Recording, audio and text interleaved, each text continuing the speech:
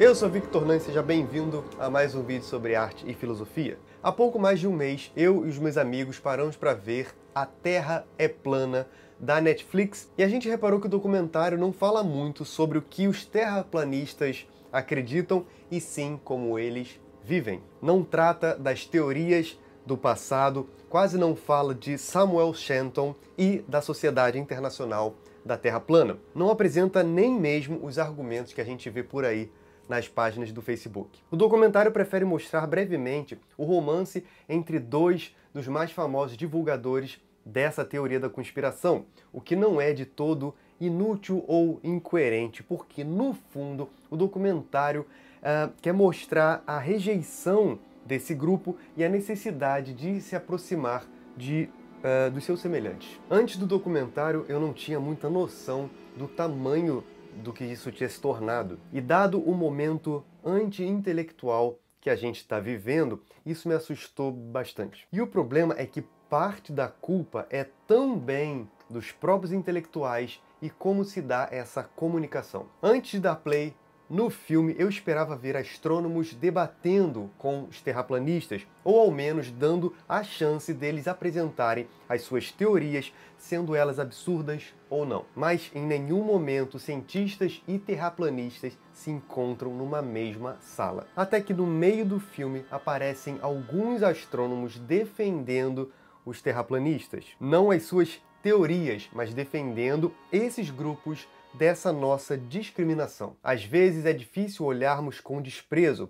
Não acho que esse recurso de fazer a pessoa passar vergonha para que ela mude de ideia deva ser utilizado. É o mesmo que dizer que se uma criança não entende a matéria, a culpa é dela e não do professor. Eu não acredito nisso. Você simplesmente não tem empatia para ver o que eles não entendem do ponto de vista deles. Na pior das hipóteses, nós isolamos esses indivíduos para as margens da sociedade e a sociedade os perde. Quem aqui já foi chamado de maluco por ser astrônomo ou físico?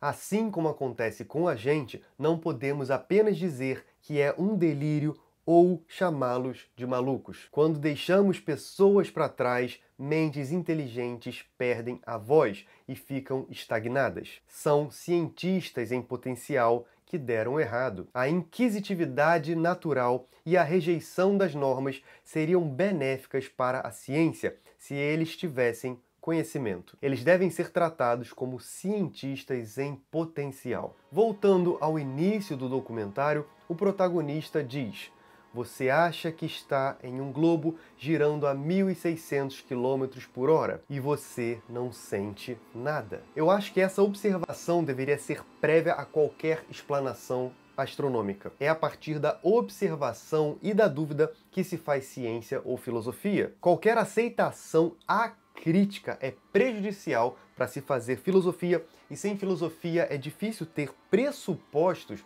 para se explorar os caminhos possíveis da ciência. Independente de parecer loucura da parte de alguns terraplanistas, ingenuidade ou má fé da parte de outros, o documentário mostra que alguns deles investem pesado na pesquisa, coisa que a maioria de nós nunca pensou em fazer, justamente por aceitar cegamente o que nos foi ensinado. Ainda mais num sistema de ensino tão pouco crítico como é o nosso, infelizmente. Aí você se questiona, mas não seria um atraso dessa galera correndo atrás de provar aquilo que já é óbvio? Em parte eu acho que sim, mas eu acho que é ainda mais atraso discriminar, porque assim essa galera se une para pensar aquelas questões isoladamente com base em um ou outro conspiracionista que você não sabe se tem ou não critério para duvidar de alguma certeza. O maior problema deles é querer encontrar apenas uma única resposta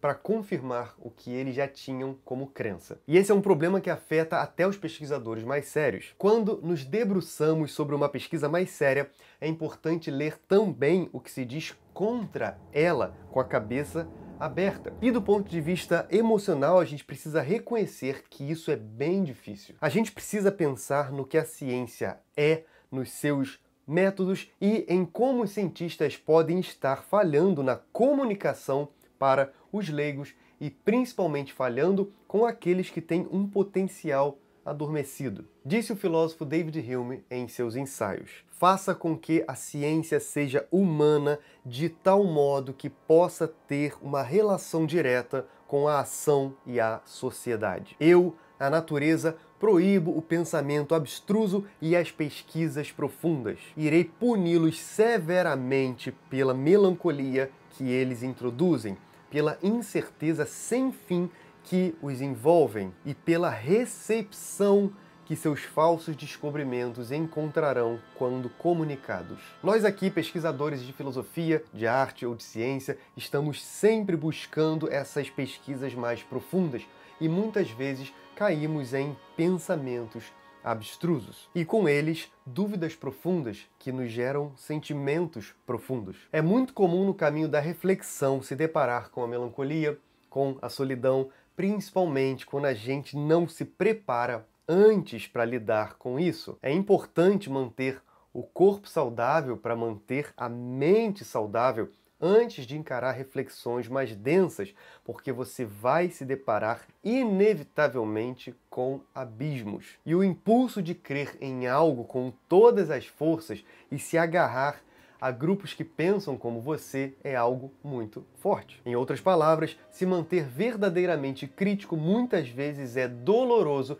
e se você não tiver algumas crises depois de anos de filosofia, desconfie desse caminho. Toda vez que eu escuto de amigos que a ciência é empírica, por exemplo, David Hume me vem à mente, justamente porque foi ele quem me ensinou bastante sobre o empirismo. A ciência precisa de um pressuposto, precisa partir de algo seguro para fazer seus experimentos e desenvolver novas teorias. A experimentação é parte desse método, mas nem sempre é absolutamente empírica, não do ponto de vista mais radical. O empirismo propriamente parte da experiência sensível e, nesse sentido, apenas nesse sentido, o personagem central do documentário não está errado. Nem tudo em ciência está dado a nós, está dado às nossas sensações. O ponto de vista da nossa experiência aqui na Terra é antropocêntrico e nós precisamos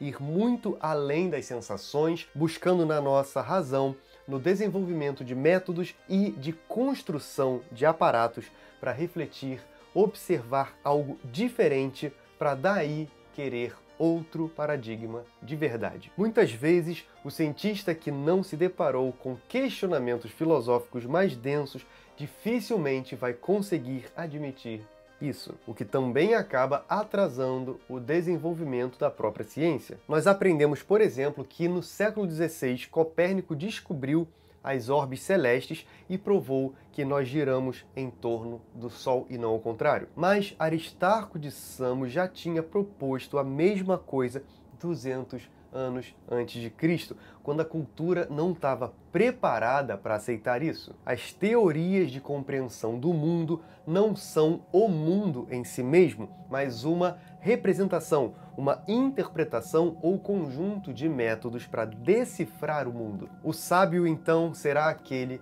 que ajusta a sua crença ao que há de mais evidente e assim se aproxima ainda mais da realidade. Se você achou que essa reflexão é importante, se inscreve aí, ativa o sininho, as notificações e até a próxima.